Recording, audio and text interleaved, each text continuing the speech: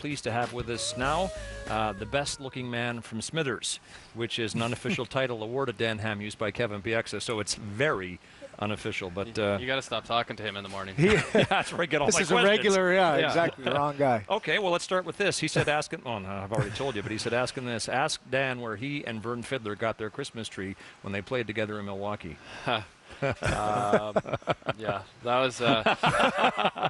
Let's just say I was young back then. Yeah, young and foolish. We tried to take one of the city trees from the meridian or the median and put it in our house. It didn't go over so well. Are you a fugitive from justice right now, Dan? That's why I had to sign in Canada. Yeah. Okay. Look, let's talk about the game. And of all the concerns coming out of it, one would be that this is the 5th time this season the Canucks have given up 3 or more in the third period. How do you explain it? I don't know. That's it's not a very good stat for us. We've had pretty good stats in every other area of our game this year, but you know, that's a little bit concerning. And you know, we're just watching a lot of tape right now. We know the playoffs are just around the corner, so we're really trying to get our game in order for the playoffs. How do you compare the drive right now, this year to last year? I mean, you were the President's Trophy winners last year. You had obviously an incredible regular season. Forget about even the playoff run. Where do you gauge where your mindset is at this year compared to last at this time? It seems a little bit different this year. You know, last year we're really in the moment. There's not a lot of expectations for us, but different expectations than this year. This year the expectations are so high. So many people are looking kind of ahead to the playoffs, and not even just the playoffs, but to the finals. Yeah, they're already getting ahead. Getting back to the finals, and so you know, when we win, it's expected, and you know, wins this year haven't been as exciting, it seems like, and losses are traumatic for us. we don't expect to lose, and it's been a bit of a different year dealing with those expectations. But you know, our record's good. We're second or third in the league right now, and you know, we got to take you know, some credit from that and build off of that. But I think everyone's got their looking ahead a little bit to the playoffs here, kind of excited to get there, but we've got to get our game a little bit better here for them. Overall, Dan, it's been a spectacular season for you. You lead the team in plus-minus, at least you did coming into tonight at +20, and I think one of the key stats for you is you've played every game this season, unlike last year when there were a few injuries, and I think the one that people recall the most occurred in Game 1 of the Stanley Cup Final. You attempt to deliver, well, you do deliver one of the patented Hamhuis hip checks to Milan Lucic, but you got the worst of it. What happened to you? I think I just got a little bit outside my stance, and I think the weight, obviously Lucic is a huge guy, and the weight of him coming down on me, I blew out my groin, tore off my the hip bone, and had a hernia as well, all in the same place. So that was tough to deal with, and quite a few injuries last year, a couple concussions, bruised foot early on, and then that one to end my season. It was kind of a tough year that way, but you know, this year I've been pretty fortunate so far to stay healthy. When I see you flying across like that, I mean, you're not a big guy in stature, but you're a real solid player. When you're trying to make that hit, is it half timing? Is it half just reading where the guy is? I know I see the two of you, Kevin Bieksa, he gets one guy in his mirror and you come across. Is it all about timing, or is it a technique that you've worked on? I think it's both. It's a bit of a high-risk hit. Yeah. And if you miss, you look bad. If you miss, you look really bad. But if you can make it work, it's an exciting hit. Crowd loves it. But really, it's about timing, kind of catching the guy off guard. Sometimes he thinks he might brace up a bit for a shoulder check, and when you go at his hips, he's a little lighter on his feet, and you can get him over. What has it meant to you having a partner that you've played with now for a long period of time, and knowing the read that he's making, and maybe when you come across there, how much of a difference does that make for you, having a partner that you trust and you know? Yeah, it's been really good playing with Kevin. We started last year early on in the year, and I think you know, we worked together really well. And as time went on, I think you just start to read off each other without really thinking about it. You kind of know where each other are, know each other's tendencies, and you know, we've played really well together. I've enjoyed playing with him. He's plays with an edge out there, and you know, a great skater, gets a lot of offense too. Tweet from Tyner Yakubowicz. What's the secret to your infamous hip checks along the boards, which you've already answered, but I wanted to get in his name because he took the time to send that tweet. But let's go back to the hip checks. We've got a pack here of some of the ones you've delivered, both as a Nashville Predator and a Vancouver Canuck. We haven't seen a lot of them this season. In fact, I'm not sure I've seen any. So the question is, have you been more careful with them or stayed away from them because of the injury, or perhaps because the way the game is being called these days and the possibility of suspension? The hip check, I feel okay with as far as suspension. I always try to go at the guy's hips and never want to get too low. It can be a dangerous hit if it's done improperly. But I think I might be a little tentative from the injury last year. And the hip check, as we were talking about earlier, it's a full commitment thing. You got to go in knowing you're going to do it, and if you kind of go half in there, it's the guy can get around you. So it's a full commitment, and I've been a little more tentative, I think, because of the injury. Scott was talking about whether you have to deal with suspensions or not. Watching from afar, you look like there's a lot being let go right now. And as a player, are you guys feeling that? And is it confusing at all when you go and things that early on, or maybe even last year, that were always being called aren't? What's the players' outlook on that type of a calling system? Certainly power play seemed to be down in the last month or two. I mean, for us, it seems like we're only getting 1 or 2, maybe not 0 in a game, and it seems to be a tendency around the league. But I think players are starting to get a real feel for what the refs are calling. What you can and can't do still? Yeah, and I think that the refs are kind of getting a feel for that game too, and I think both are kind of coming together, and we're learning how to stay out of the box. Yeah. Alain Vigneault, Dan, says the beauty of your game is your ability to just slide away and give that quick outlet pass, which is harder to do than you might think when you're going back to get it, and the forward with a full head of steam has got you in his crosshairs. And we need only go back to the concussion that Ryan Getzlaf delivered to you last February to make that point. So how much more careful are you now when you have to turn and go get it? Well, it's always a tough play for a defenseman going back to get pucks. The guys are coming on you. You got to make a play, and you got your back turned to the play a lot. So it's one of the hardest things to do. But we try to help each other out as D partners, talk as much as we can. We try to get our goalies involved. But it's something I work on all the time is shoulder checking. Try to be aware, protect myself if I have to, and just know where everybody is out there. Would you want the red line back in? Because that's a topic of discussion at the governors' meetings this week. It's a tough call. I mean, I enjoy the speed of the game. It's nice to make those breakaway passes if a guy's at the far blue line, but the game has gotten a lot faster, and I think the injuries, concussions are probably up because of that reason. And but it's at the same time, the game's really exciting right now.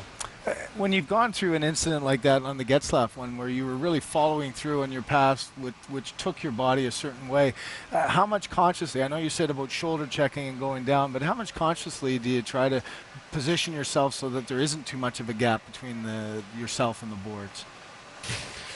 Yeah, that's one of those things that you try to do as a defenseman. You find ways to protect yourself, whether it's sidestepping a hit or spinning off a guy.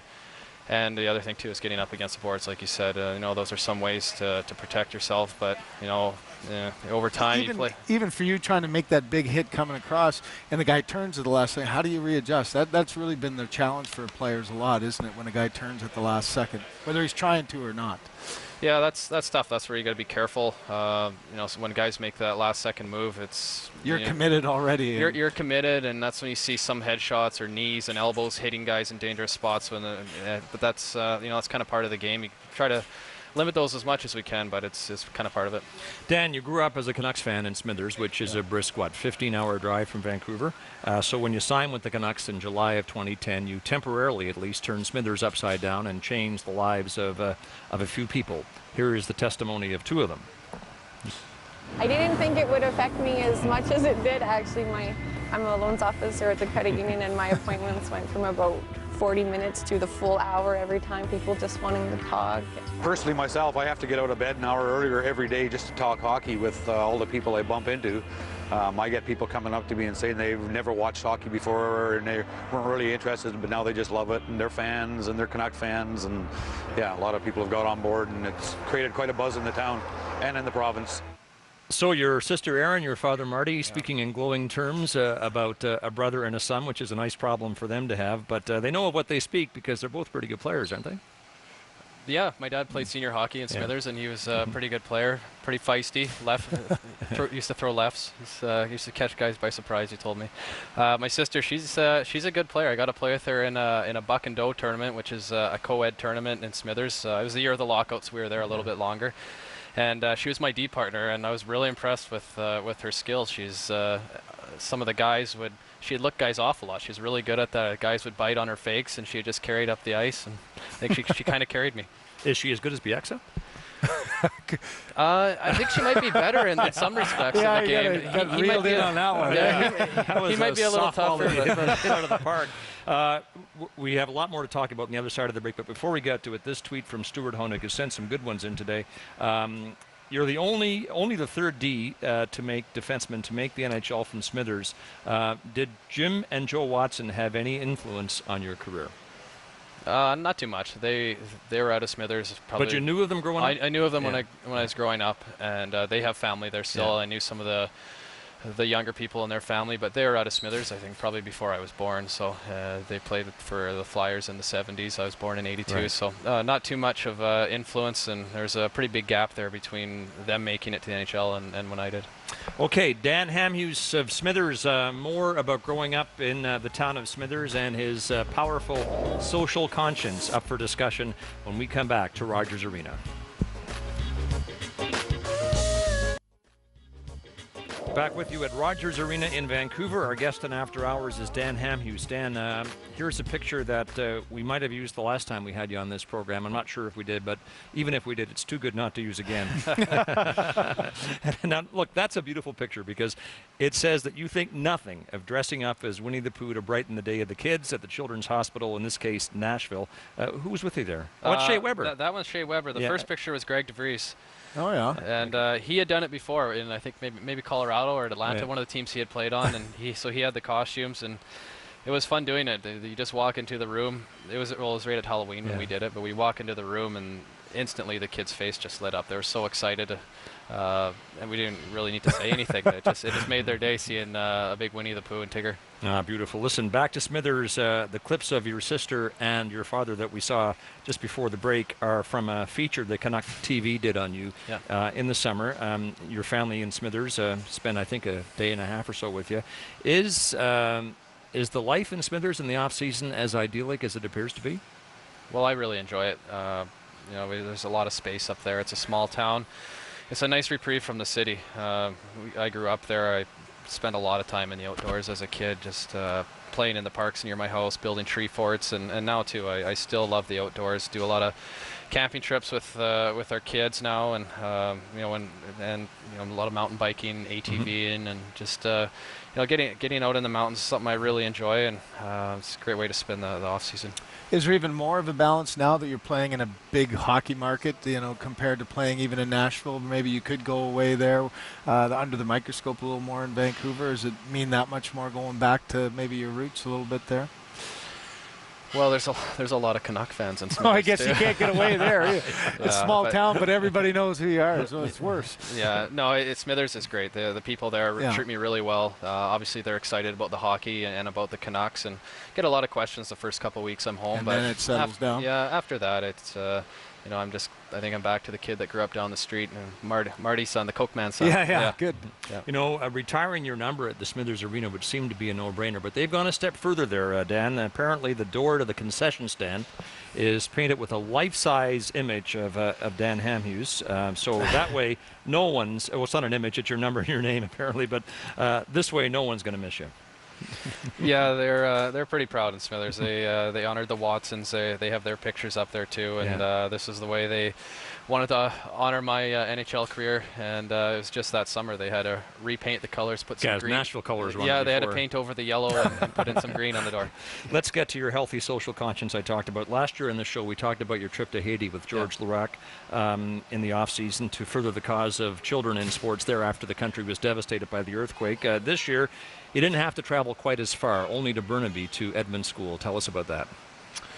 Well, we partnered up with Manny Malhotra and his wife Joanne and my wife Sarah. We built a playground in Nashville for a low-income area there with single moms, and we talked with Manny and Joe, and they had also done that when they were in Columbus. So we wanted to do that. We've seen what a big impact it made in both the cities we had played in before. So we asked the girls in the office here to help us find a location in the Lower Mainland that would benefit from this. And Edmonds School was just perfect. It's not only do the school kids use it, but it's kind of a community hub, and it's a very low-income neighborhood. And from what I've heard and what I've seen from the principal there, they've told us that it's getting a lot of use and the kids are really enjoying it. You drove by there last night, you said?